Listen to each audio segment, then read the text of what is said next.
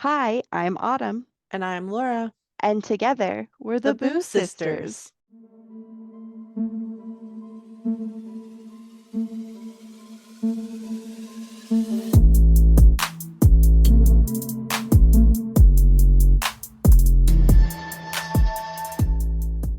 I always pause. Perfect. I always pause here for the unheard music. For some reason, I don't know why. Yeah. Well, it's because that's how that goes. It's supposed to have Yeah, music right there. so in my head, that's also how it goes. So So, Autumn, we were we're, both gonna start the oh, conversation off. yeah, exactly. We're on episode 2 of our third season now. I know, can you believe it? I still can't believe we're in season 3 and we have a Patreon membership going.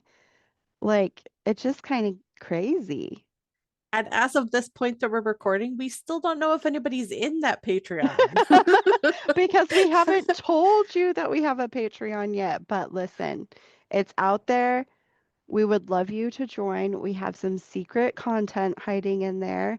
You can find it at patreon.com/Boo Sisters. So today I wanted to start off by asking you your opinion because these have been going on now for a little bit of time about the new Project Fear Summer of Solos. Yes, I have been watching the solos Your opinion, and your opinion is yes. yes. I think first we should start out. Anyone who is not familiar with what we're talking about, Project Fear is a show on YouTube by the cast of Destination Fear, which used to be on Discovery Channel. I think that's correct. Hmm. And they usually travel as a foursome or a fivesome. A fivesome? Is that a word? Probably not. To a haunted location, and they do all-night investigations. And at the end of the investigation, as a group, they often split up into different parts of the haunted location to do like little solo bits. But Hmm. this summer, they've been doing episodes where one person of the crew is put into a haunted location that they've done in the past that they were really scared at or that really impacted them in some way. And it's just them. So they're trying out this new thing. It's not meant to replace their normal content. It's more, I think, just trying something new, right? I want to start by saying I love Project Fear. I think they have such a niche and they've inspired a younger generation than us to the paranormal community, and that's great. I really am It's missing. let's clarify. It's because we are their generation. It's not because we're old, we're older. It's because I feel like we we were are inspired. older. No, we're inspired alongside them Oh, okay. I see what by you're the saying. same Like things. Like they we're the are our generation, generation. yes, that was Yes, but inspired they're by the same inspiring things. a new generation Correct. below us. Yes. Correct. So I think that's great. I hope that's what we're doing too over here in our own little tiny corner. Um, Overall, I am liking the return to locations that we've seen before. I think that it's always fun to revisit, of course, the history and ongoings of a location, but I'm really missing the group, like the whole group. Yes, I agree with you. My favorite parts of the episode are honestly because they've all had somebody come out for like moral support or just safety to like I hang think it's out on site safety. with them. Yeah. And when they go and they talk to that person about what's going on, or they say, I just can't be alone anymore. Like those are the highlight reels of the episodes where they're actually back together doing more things as a Playing pair, off at each least. other. Yeah. Yeah. Because they're like, dude, I just heard this. And they're like, what? And like, that's the fun part. Like, that's why I love doing this podcast with you also, is because we're playing off each other. We're seeing, like, do you have the same reaction to this tidbit that I had? Right. Or is it just me? And Or is so, it just silence on the other end where you don't? right. Yeah, Like, exactly. we're just pausing for, like, are you listening? Do you hear what I just said? So I think that group dynamic does a lot. And I appreciate that they're attempting the solos, possibly to spread the workload out a little bit, but I hope they return to their standard format. Do you think that they attempted the solos because their whole premise is fear, makes things come out or makes things happen more and they play off that intense emotion? And I think so, you do have to experiment with things that way because that is their premise, but they mhm, didn't frame the Summer of Solos that way, at least to me. It was more framed like we made a promise that Dakota would go do a solo. So now, to be fair, we're just going to send everybody on a solo. And I think they mhm. also did it because Chelsea, they knew was going to have a baby already at this point. I think they knew. And so they said, okay, how can we still involve her? What can we do over the summertime that would help us space out content? Because maybe they already had content filmed for the rest of the year, but they didn't want to go the whole summer without providing something to their fans. And so Yeah, and they I think thought, that's important. we can do this over the course of, this month and Mhm. and make them even smaller episodes because I think some of them really have been quite a bit shorter or at least a little bit shorter than their normal episodes. Yeah, I think they're a little shorter. Yeah. I'm looking forward to what they do next, and I'd love to hear from our Boo Crew what they think. So let us know in the comments of this episode. Yeah. And as far as our, normally scheduled programming, which is our haunted stories, Autumn, I think you're going first today, are you not? I think so. First of all, before I start my story, I want to give a shout out thank you to one of our followers, Shannon F. on Facebook, who gave us this great idea for a story. Light a candle, grab your hot cocoa, and get cozy because we are traveling across the ocean and then all the way back again because we're staying in the USA for this story. Okay, well, just your story. Mine is traveling across the ocean and staying across the ocean. Well, I thought it was interesting because this episode is our castle episode. And generally, I think when you think of castles, you think of, not the USA. Now, I have So, to I have to ask you because I found when I was looking for a castle, I found one in the US where I loved it. I love the story, and I found it while looking for quote unquote castle, but there was no word castle in the name. And I thought to myself, what is the difference between like a mansion, say, and a castle? you know what? I was thinking that same thing. Okay, And well, I what did you conclude? I actually looked it up in the dictionary. What was your theory? A castle was something more built as a fortification for the intention of battles or being a defense against incoming armies and things. Whereas a mansion or a manor is more just a huge residence. Yes, that's basically what the dictionary says, and they add that it's usually also a place for a noble person in Mm-hmm. feudal times. When I looked it up in the dictionary, I was like, okay, I guess this place I picked is not really a castle. This guy just named it castle. Oh, you cheated then. I mean, Okay, but okay, everyone, go home. It's no castle episode anymore. Sorry to disappoint you. I know, but since it was in the name, I was just like, I'm just gonna go with it. And it looks like a castle, so So now okay. with that forewarning, everybody, here's Autumn's story about a castle that's not a castle. Okay, welcome to Proctor, Vermont, home of the eerie, the elegant, the ever mysterious Wilson Castle. Have you heard of it? I have not. Okay. Nestled deep in the heart of Vermont's mountains, hidden among misty hills and thick woods, stands a towering relic of another time. Built in the mid 1800s, this home is a monument to a forgotten era. The castle has watched over the land for more than a century and a half, sheltering 5 generations of the Wilson family. Its facade, crafted from English brick and Vermont marble, is guarded by 19 arches, a looming turret, and crumbling balconies. Step inside and you'll find 32 grand rooms spread across 3 floors, adorned with 84 stained glass windows that cast eerie colors on the walls, and 13 fireplaces, each one finished in ornate imported tile and bronze. Wow. It sounds beautiful, like a fairy tale castle. I So, does it know. have a library where you open the double doors and you start singing songs? Probably. I mean, But that's just my fantasy, I I mean, guess. it sounds so peaceful to me, actually. Mine is not beautiful, so I like yours. Yeah.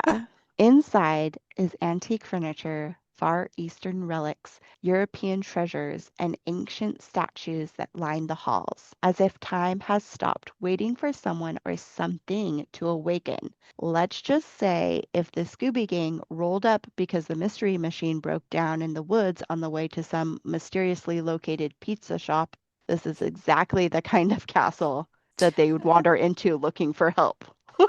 First of all, you know your audience because you know Yeah, I love exactly. Scooby Doo.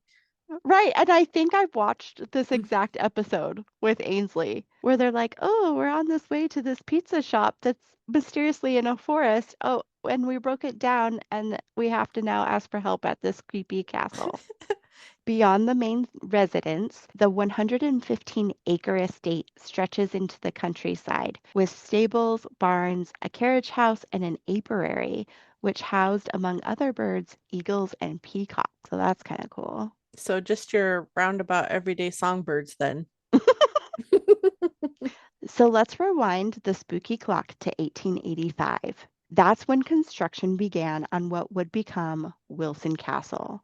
Because, of course, every good haunted location needs a mysterious origin story. It all started with this guy named Dr. John Johnson. Classic name. Yeah, Good it's villain great. name, really. Yeah, it is a great villain name. You're right. It's also very like uncreative. So strange you would name your kid that. So, this is your classic Vermont boy who packs up all his bags and goes to England to study medicine. Oh, so we really are going across the pond and back. Right, basically. Okay.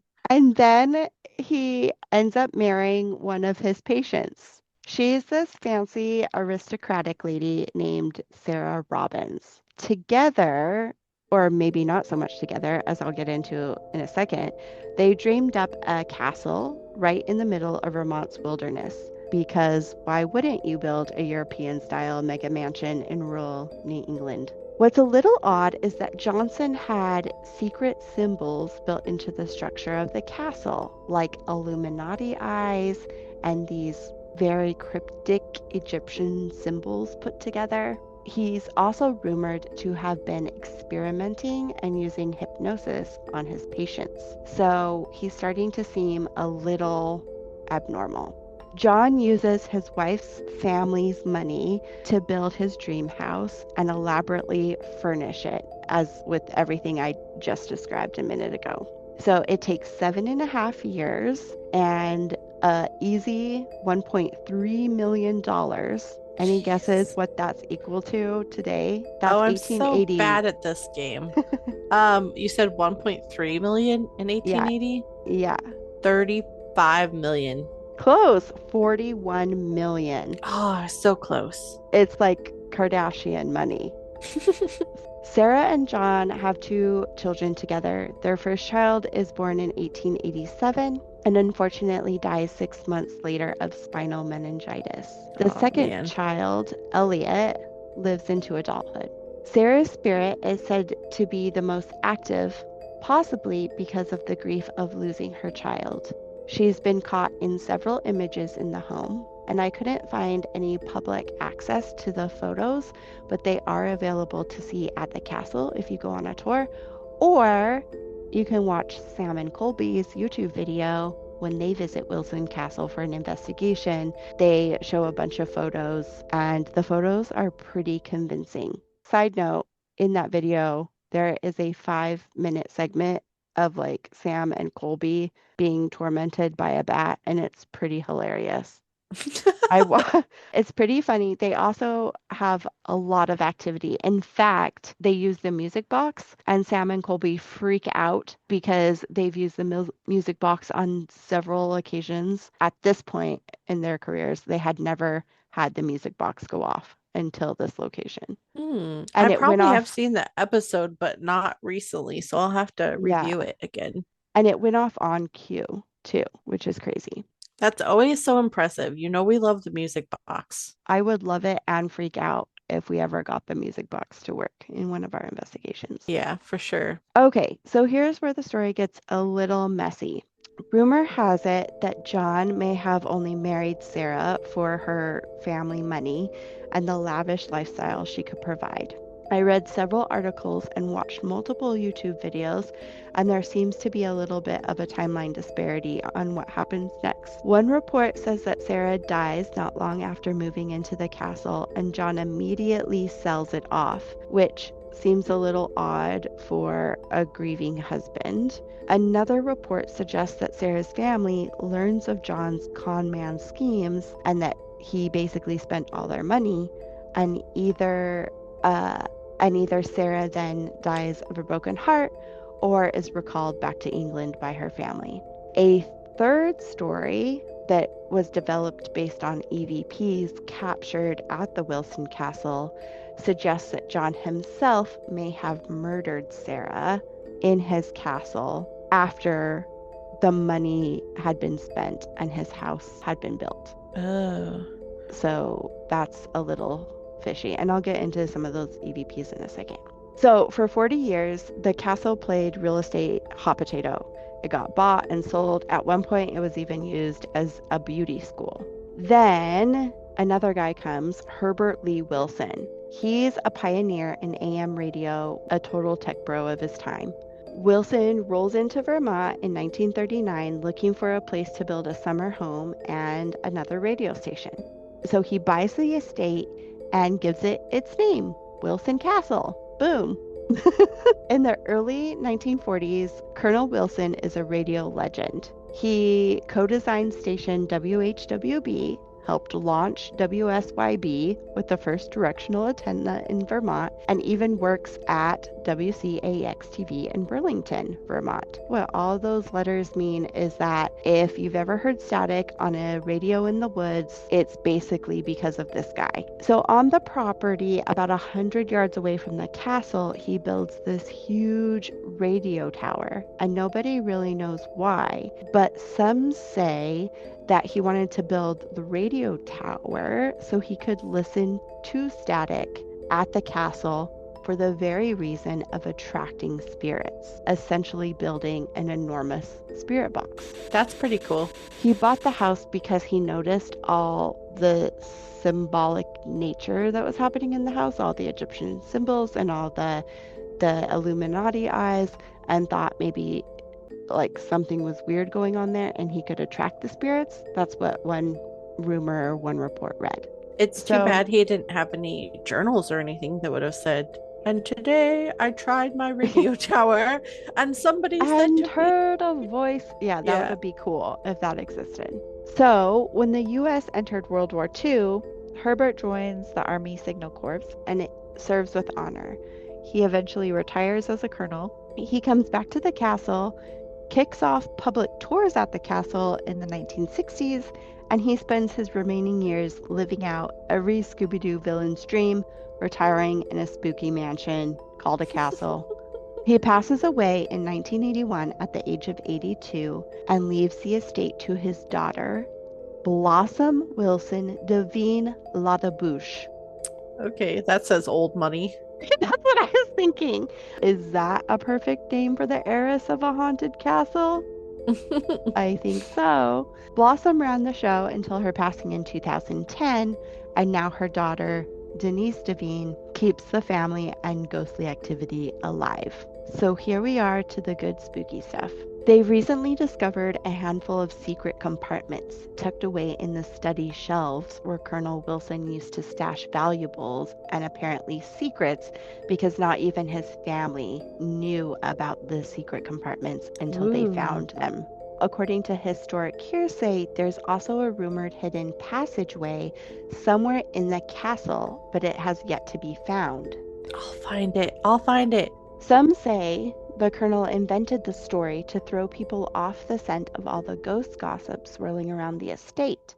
And to that we say classic Me. misdirection. Oh, okay. I thought we were the knights that said Me. me. What's the other thing they say? Nika Nika Gazumba. That's not it. What? No. We are not, because they're like, we are no longer the No, knights that it's say the me. we're now the knights that say icky icky icky Oh, right. ding ding. Yeah, that's what it is.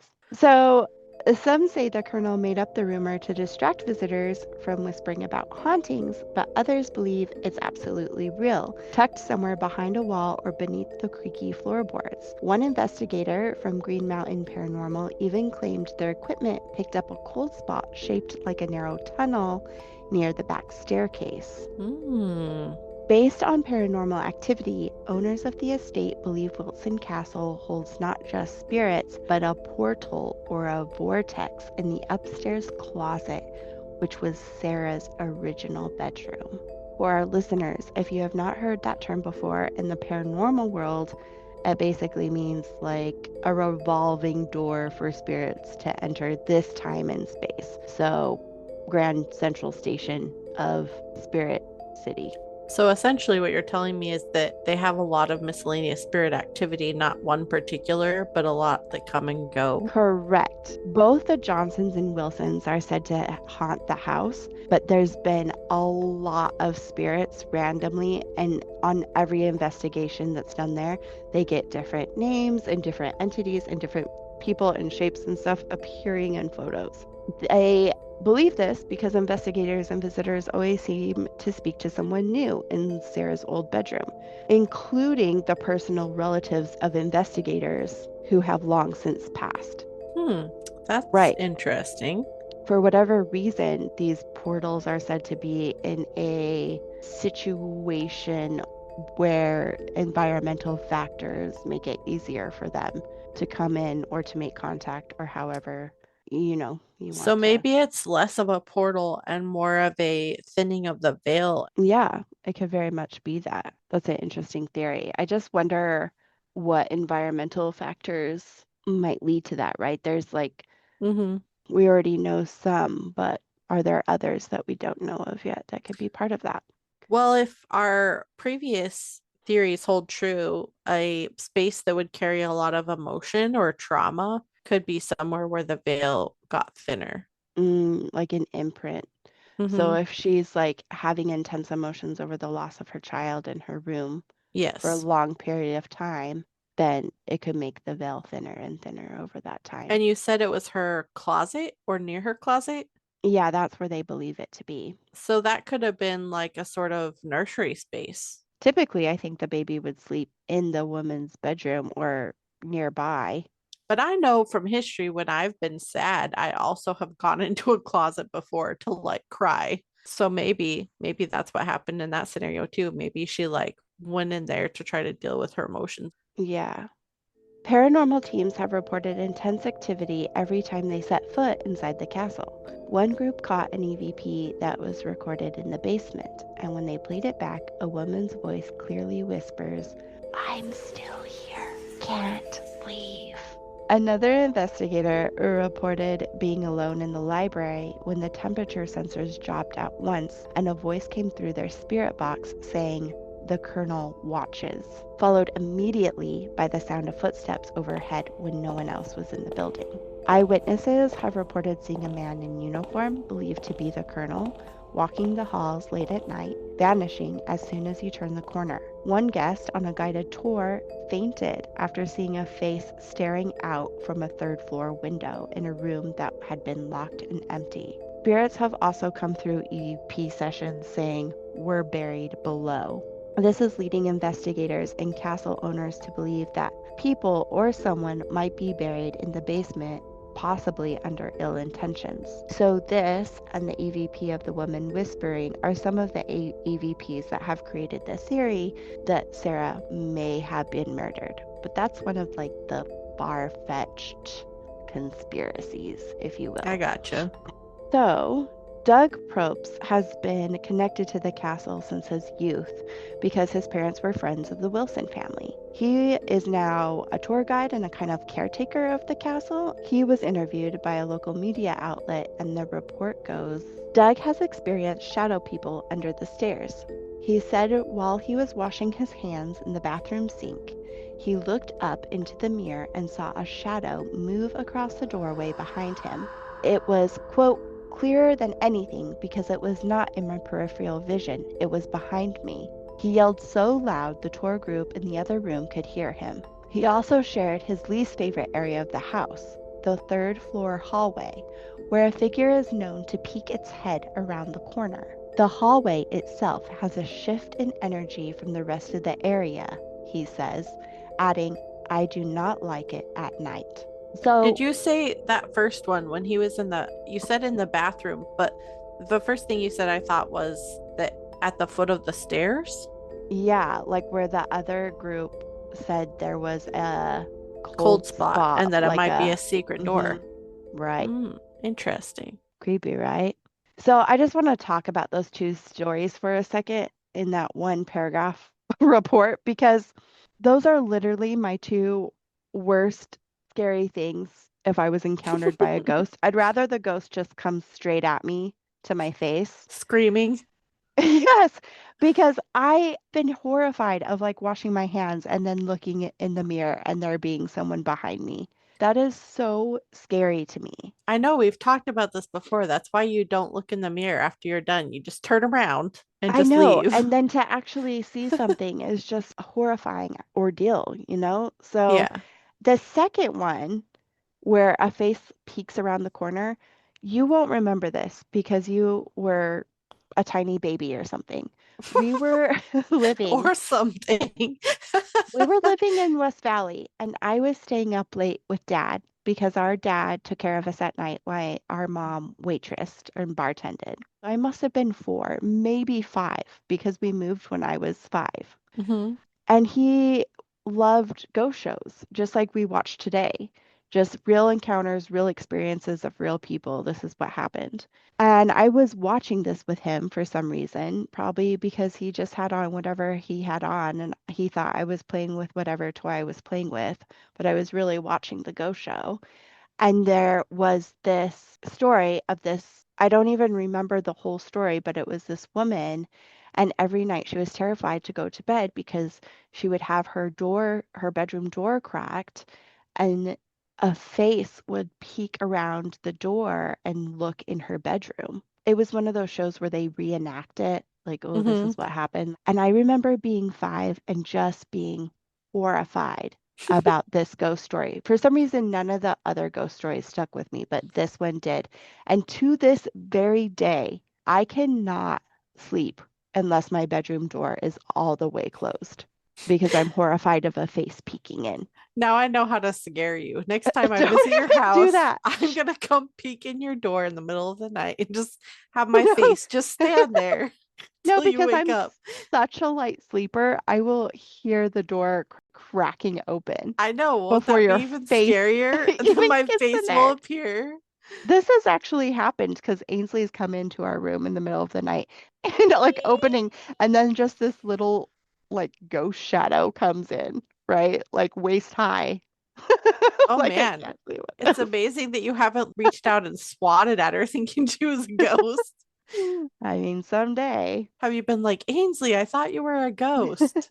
But yeah, So, those two experiences would be pretty frightening, I think. right. Usually the third story that Probst just mentioned in his little anecdote is blocked off from visitors. But those who have gotten access have had direct answers using the music box, EMF detectors, and the flashlight method, where they ask the spirit to turn on and off a device and it responds directly to their questions. Others have been poked in the back and heard voices from inside the walls. So there's all these spirits floating around. We have the Wilson family. We definitely have Sarah. Sarah's been captured in a lot of images. If you're interested, they do offer tours and they do offer overnights as well. I like how we've started looking into that because we want to Yeah. go investigate.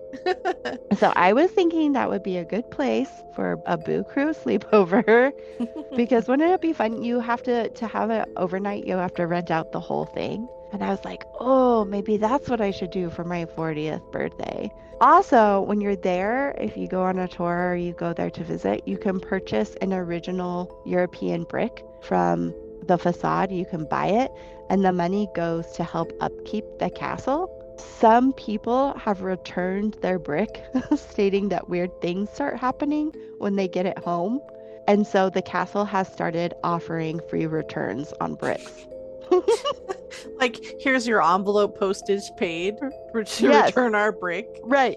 They will pay for the postage for the brick to come back. That's hilarious. Right. And then somebody stole the 8 ball from the billiard table and it was gone for a couple of months. And then they received it back in a box with an anonymous note that said, I'm sorry I borrowed this 8 ball. It's definitely haunted. I apologize. Please take it back. Signed Anonymous. I don't know what people are expecting when they take stuff from places that are supposedly haunted. Right, Like, guys, either you don't want that steal. to happen and that's why you're taking it, or you think it would be some weird, funny anecdotal story or something, and then it turns out poorly, I guess. I don't know. I just don't get what people are thinking.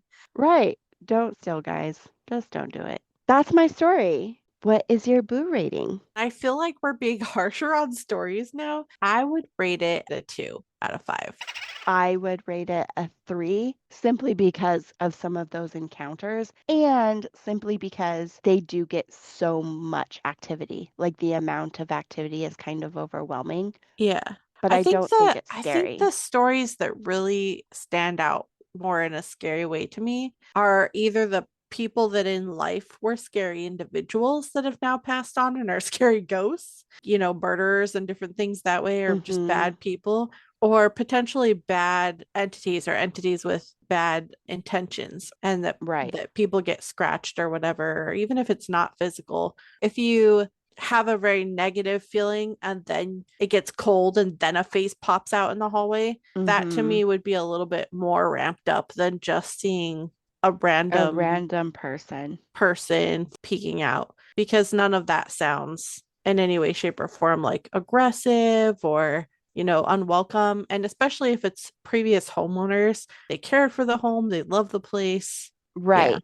The mystery of having maybe so many unknown entities in that space could make it a little bit scary because it's not just the Wilsons and it's not just the Johnsons. It could be any Mm-hmm. person who came possibly through that portal. But even the ones you were talking about that potentially came through were like family members of people. Mm-hmm. So that's why, again, I rate it a little bit lower. If it was, oh, we had random entities coming through and they were making threats and they were these whatever bad people from down the road who had an Mm-hmm. accident or something, that's a little bit more intimidating. Right. So yeah, a That two makes out sense. of five, but I think it would be really fun to go and investigate. It sounds like a super cool place. Like the history itself is just really fascinating. That's what I think. Yeah, the history is great. So again, I just want to give a quick shout out to Shannon F for the idea. And if anyone else has any creepy, scary, great ideas, please let us know on the contact page of our website or just comment on our Facebook page. So I We think want it's your to turn. scare Autumn. Yeah, scare me. Actually, I think Laura's harder to scare, so try to scare Laura. I'm a little bit Scare me. easier. Wahahaha.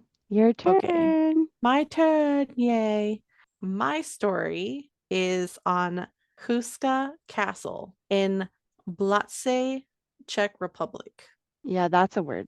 A lot of words I couldn't pronounce. You can't even say the English ones you're trying to say right now. I know. Nestled deep within the forest of the Czech Republic, very close to the German border, sits a timeless fortress of stone known as Broad Houska or Houska Castle. It is perched on a limestone cliff, limestone, hint, hint, Mm. Yeah. overlooking the dense foliage and a land shrouded in mystery. For this castle was not built near any well traveled path, nor any trade route, nor a hunting ground. It was miles from the nearest settlement, miles even from the closest water source, and it had no strategic importance whatsoever. So then, why was it built? Because, as we talked about, a castle had defensives, right? Defenses supposed to be Right. used militarily. The truth Right. is that no one truly knows in this case, but the legend, recorded through journals and even murals on its walls, depicts something more befitting a dark fantasy novel than reality. Okay. Are you excited? Buckle up. So, according to those stories, this medieval castle sits atop a gate to hell, Oh aka gosh. a Hellmouth, It's something Buffy guarding. fans know all too well. Yeah, for real. Why would you even want to guard that? Is it guard it from things coming out of that? Yes. Oh So, a my. Hellmouth, or a gate to hell, is just a chasm that spits out demons and ghouls and evil magic, for those It's who like a don't know. portal for Mm-hmm. bad things instead of Bad, my portal, yes. which was friendly things. And not always things of this world, according to myth and legend. Its sinister and perhaps supernatural history begins in the 13th century when local residents reported strange occurrences in the dense forests of Houska. There were tales of winged beasts, dark and unimaginable, rising from the depths of a bottomless pit. Villagers feared going too close, being pulled inside and transformed into one of the beasts themselves. Livestock disappeared or were found mutilated and deceased. A local duke, determined to dispel the notion of the pit being some kind of gateway to hell, offered a pardon to any prisoner willing to be lowered into the pit. What? Would you do it? No. So one young, brave prisoner took the duke's offer. What took the deuce? Took the Took the deuce. deuce. Yeah, okay. He took the duke's offer. Lower, lower, and lower he went, much farther down than anyone could explain, until finally the rope went slack, his feet perhaps touching the very bottom at last, until he let out an agonizing, ear-splitting scream. Panicking, they pulled him up as fast as they could, only to discover that the young prisoner's hair had turned completely white. His gaunt face had developed wrinkles and lines, aging from madness. No one could get him to speak a word of the terrible things that might have happened. He was so disturbed by whatever he experienced that he died just days later, taking the secrets of the pit to his grave. Oh my gosh. So the Duke took action, building Houska Castle atop the pit to forever block the entrance to whatever dwelt within. Is that a real story? It makes you wonder, right? If you don't believe the story, you're not alone. But listen to these strange specifications. The castle, which was believed to have been finished around 1278, had no rooms intended as a kitchen in the entire place. Little function as a residence. Its main fortifications were not like a normal castle, facing the outside to protect from an external attack, but rather on the inside, facing the inner courtyard, almost as if built to keep something inside from getting out. There were no stairs built from the second or third floors down into that courtyard, and most of the windows on the external building were fake. They were real panes of glass, but behind those panes were thick walls.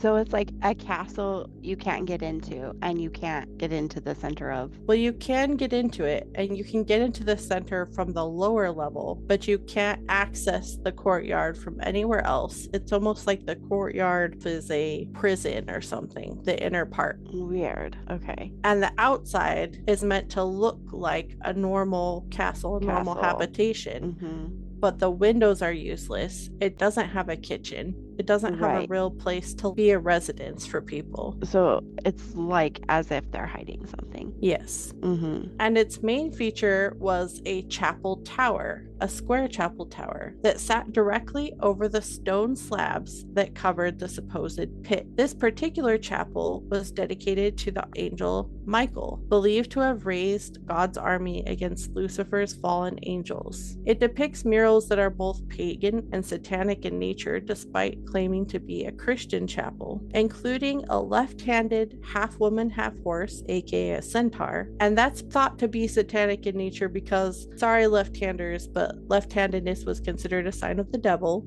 Oh gosh. It also Okay. showcases frescoes, again, just paintings basically, of Michael himself. In one, he fights a mighty dragon, which is a longtime creature of evil or associated with the devil. And on the other, he holds a sword and scales, appearing to weigh souls for judgment before condemning them to hell. Oh gosh. As an alternative to this history, you might choose to take a more historian approach, believing that the castle maybe was built around the reign of Ottokar II of Bohemia as some sort of administrative hub from which the king could manage royal estates, but no one truly lived. But then why was it built in that place so far from anything else? Why the chapel and its depictions? Why the lack of defenses? And why the strange layout?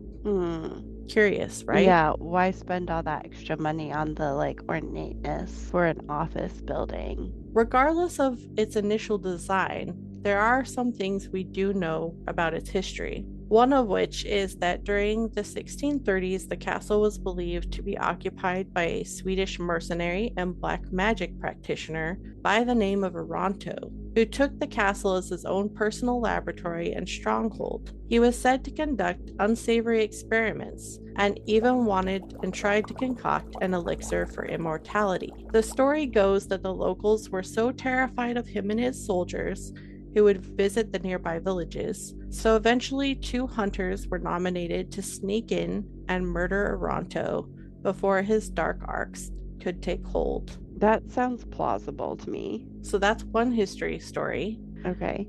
Another happens to be during World War II, when Houska Castle was part of Nazi-occupied Czechoslovakia. As all evidence and records during that time were destroyed by the Nazis, we can't say with certainty what went on there during that time, but we do know that they were there because of documentation that was found indicating such from nearby towns, and the remains of at least 3 Nazi soldiers who were found in the courtyard. The fortress was of no strategic significance and again in a very weird place. So why was it there? Why would the Nazis want to use it? There are 2 theories as to how it was being used during that time. One, the fortress could have been utilized as a secret breeding farm where women of acceptable blood were given, quote, stud service in an effort to breed the master race. In this theory, there could be a multitude of deaths, both women and children, who didn't receive proper care, in addition to an intensity of the experiences of that space that might have created an imprint.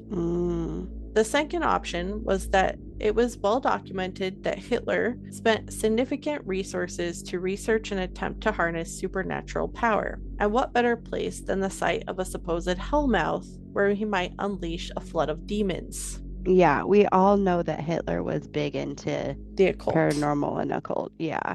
Oh gosh, did Expedition X go here? I am not sure. I'm gonna look it up. I didn't find that, so I don't think so. Expedition X did just visit there in one of their newest episodes in 2025. I haven't seen it.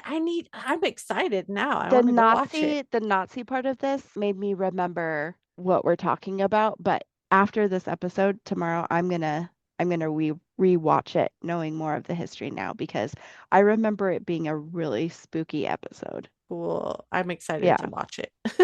Okay. So listeners, go watch that after you're done listening Yeah. because it sounds cool. I'll watch it with you. So Skipping forward to more present day, the castle is now owned by the family of Joseph Sumanek. After extensive renovation, it was opened in 1999 and has been open since. The current owners refuse to allow any kind of excavation on the property due to the possibility of German explosives and traps that may remain there. However, tours, visitations, investigations continue, building on the castle's long and dark reputation. Some experiences include people after traveling the meandering long roads to this desolate place. Some will find their stomachs turning in an aversion to even stepping foot inside. Others, after they've left, recount having a stream of terrible luck, such as having a flat tire or vehicle break-in, etc. In Houska Castle, dogs bark seemingly at nothing. Birds are often found dead inexplicably in the inner courtyard. A chorus of screams has been reported a number of times by visitors and locals, mostly at night, and seeming to echo from the stones beneath the chapel. The walls of the chapel itself, and the chapel alone, supposedly no other part of the castle, are constantly moist and slick, even during the country's biggest droughts. So that's a lot to take Yeah. in. I'm taking a breath. Yeah. What are you thinking about? I was thinking about Expedition X, and if I was remembering correctly, I think Heather, that's the new girl, I believe that she gets physically ill, like physically ill. She might even throw up, Mhm. and they have to stop investigating, I think. So when you were talking about stomach turning and like physical ailments and Mhm. birds dying, I was like, yeah, that makes complete sense to me. So yeah, just that by itself, even without reading you more, I thought that this was a very unique place because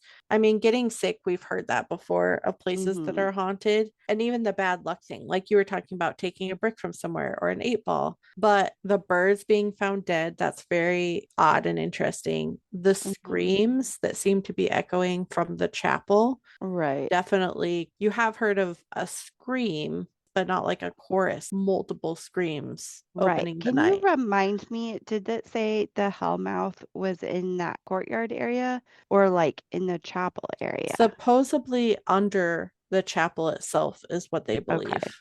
Okay. And then the walls of the chapel being slick even during periods of drought and when the air and the atmosphere is super dry. I think that's interesting too. It could be the type of stone and the way it's insulated or not. It's always interesting to me to hear these very specific, unique things about somewhere as a Mm-hmm. paranormal activity. Right. Whew. Yeah, that's a lot. So, speaking of the supposed hellmouth that's under the chapel, in one instance, there was a terrible rumbling sound one night when people were staying there, as if the slabs in the chapel were being moved. The next morning, they indeed seemed out of place, and it took supposedly half a dozen men to shift them back. So there's no like actual hole Well, I think anymore. that there could be, but that it's under multiple, like you would have to move multiple big slabs. Okay. I So understand. I understand.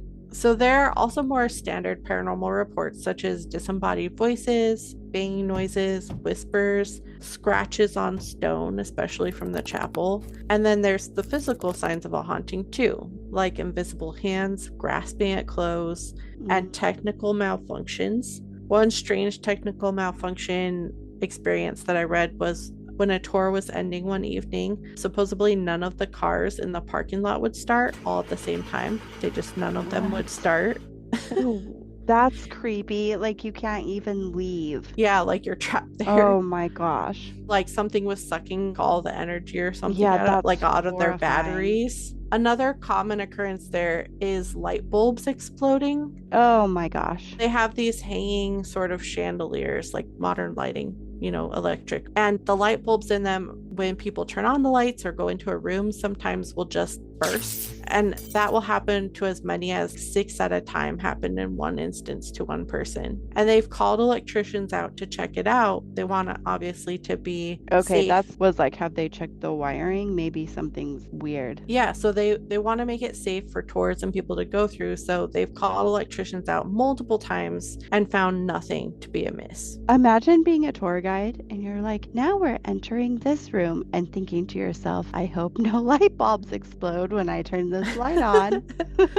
Or maybe you do because you want people to believe your stories that you're Oh telling. gosh. No, I wouldn't. I still wouldn't want it to happen. Visitors and caretakers, both have also seen various apparitions here, including one of an old woman, one of a headless horse wandering the grounds. I don't know what that's about. What? Horse Yes. ghost. In the depictions of the animals on these murals and things on the walls, there are half humans, half animals. So I thought, okay, a headless horse, maybe it's more like a horse that doesn't look fully like a horse. Like maybe it looks like something Mm. else. But And then people are mistaking it or something. yeah, Yeah. but then another apparition that people see is a half human creature that they describe as squatting on the ground with the face of a bullfrog. What?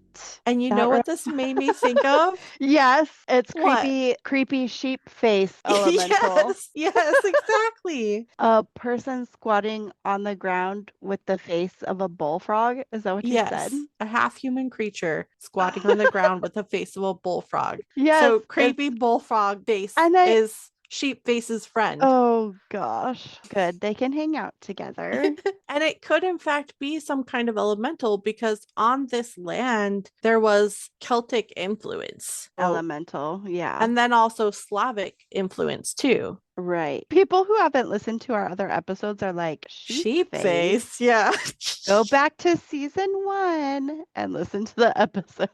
They also have multiple shadow people encounters. And one shadow person they've named the Guardian, who is said to be a protector of the gate to hell. And they don't know whether or not he's protecting the people from being affected by things coming out or if he's protecting the things inside because his presence will make people feel unwelcome through a variety of ways, including making them feel sick, which is, back to the reference of the Expedition X potentially. Mm-hmm. And he also makes people feel unwelcome through extreme cold or heat to the point of some people fainting. I feel that could be some kind of, I don't know what you would call it, an angel of darkness or something that's ultimately protecting you by making you turn back. Feel, yeah, like here's your warning signs, bad things. Bad things Right. are happening. Turn Here's back. your warning signs. Like I'm Yeah. protecting you from a bigger bad thing. Right. Yeah, that's my theory about that guy. I mean, that's a huge amount of paranormal activity. So it's no surprise then that Houska Castle continues to be a meeting place, not just for those interested in the occult, but also other paranormal phenomenon. It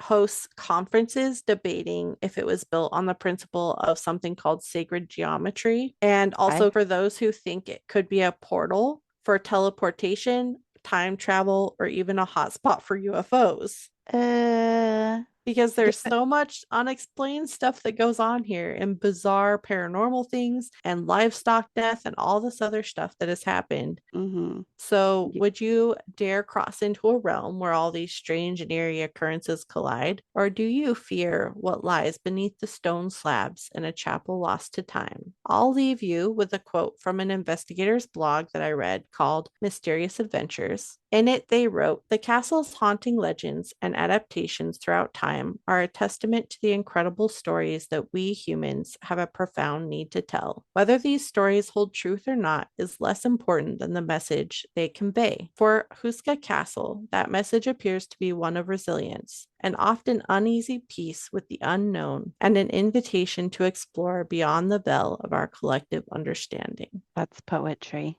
I thought it was a cool idea. These stories that have been told, whether they're legends, whether they're truth, whether it's out, probably more likely a mix of both. This castle has stood the test of time, and its stories have Mhm. stood the test of time for over 800 years. And it means Right. that people are curious about the unknown and want to explore what we don't understand. Right, and always have been. Yeah. That's really great. I mean, and that's the part of the community we're in, and that's why I love it. It's like this little niche community, and it's so great. Autumn, what's your boo scale rating for Houska Castle? I think I would have to give it a 5.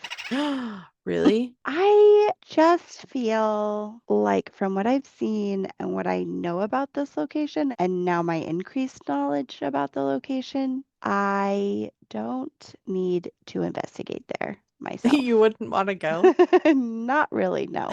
I would rather go somewhere else. I don't know. I've never been one that wants to play with the demonic or make it a spectacle or even try to like communicate with it For instance, if the Annabelle doll came on tour in my city, I wouldn't go. I don't know if it's haunted or it's a demon or whatever, but I just don't like playing with that type of paranormal. Hmm. There could be Nazis there, there could be actual entities there that are worth exploring, but that seems like the main draw is this evil situation that I don't even feel the need to explore. So things because it makes you sick, and there's these supposedly half human things that might be elementals. Yeah, and who knows? And going back to the original very beginning story where the prisoner aged 50 years or whatever it was, Hmm. I just feel like there's something mystical going on there that's obviously not good and can play on your mental and physical being. And Hmm. I just feel as a person that's not something I want to mess with. And I So, think there are people that are more susceptible to that too. And mm-hmm, like you have to know your own boundaries and your own limitations and what you're willing to risk. So I respect that. I think that that makes sense. I would give it a 4. I don't think I would go there necessarily alone, but I mm-hmm, would I would be there at night. I would investigate any time of the day. I think it would be interesting to try different investigation tactics for all these crazy things that supposedly happen just to see what kind of haunting it might be and try to get some answers as to what this place was really built for, since it's a mystery that's never been solved. right. I mean, that historic mystery is worth investigating, but I couldn't do that kind of investigation. I do feel like an archaeologist should go and actually legitimately dig into that a Yeah, little bit. but they won't let anybody excavate because they think that there It's are like scary. landmines and Yeah. things from the Nazi time period that Oh could just gosh. blow up. I mean, and that's probably good. They should just Leave stick it. with that, Leave probably, it. Don't until we touch have it. some kind of AI that can fly over that property and be like, it is safe to I was explore. actually wondering if the ground scans that Josh Gates has done on other investigations and things would work on a place like that. I don't know because it would be different. It can't penetrate stone in my mind, but I don't know this. I'm not a scientist. I just feel like that would be different. If somebody else knows, let us know.